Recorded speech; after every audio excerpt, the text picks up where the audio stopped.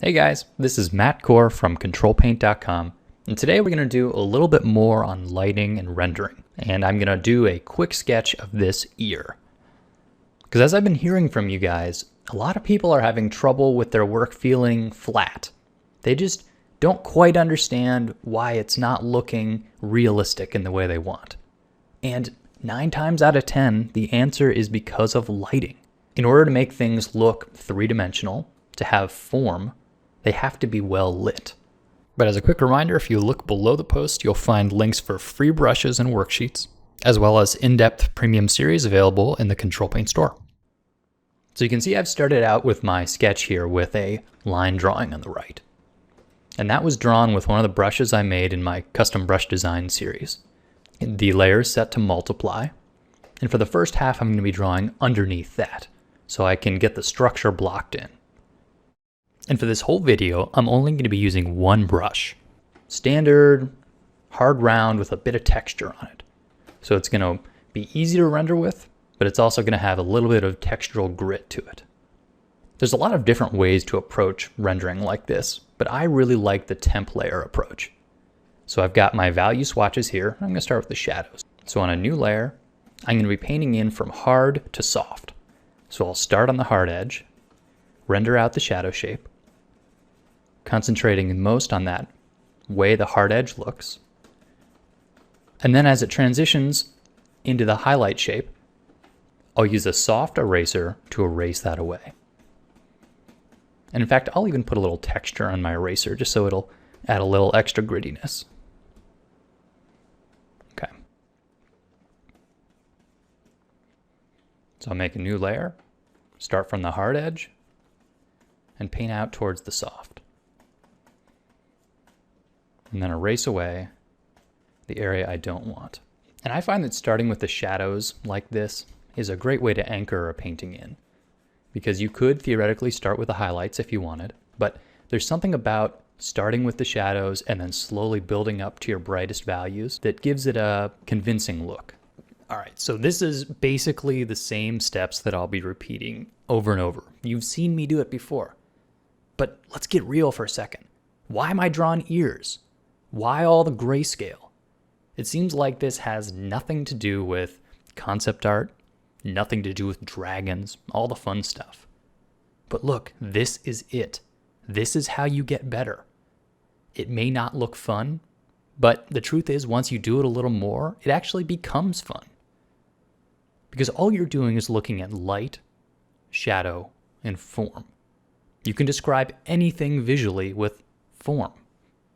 Adding things like color and texture will be nice, and that's something you get to later.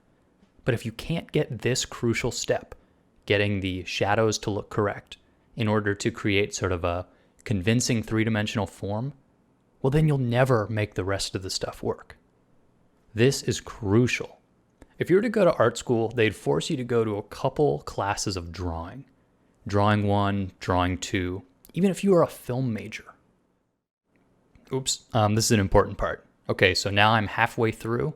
I'm going to collapse everything down and start painting on top of my line art because it's all blocked in so I don't have to worry about the structure. Okay, sorry, back to my diatribe. So this stuff, it is so important. Yes, we are using a computer and that means we can break certain rules. Drawing this ear in 10 minutes was a lot quicker than I could have done the same with charcoal. And that's where Photoshop helps. But you're only going to get the long-term results you want if you learn in the traditional way.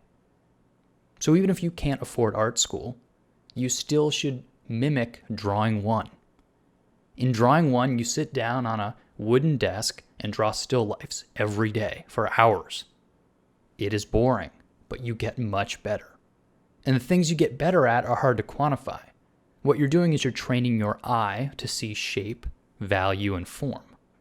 That's something that no Photoshop tutorial is going to help you get better at. The only way to get better at it is looking at still lifes.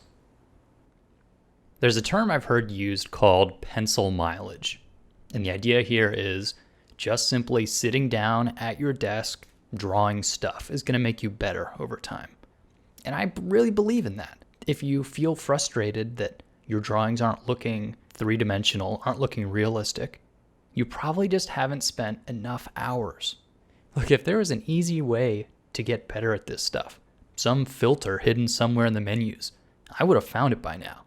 It's not there. This is just pure practice.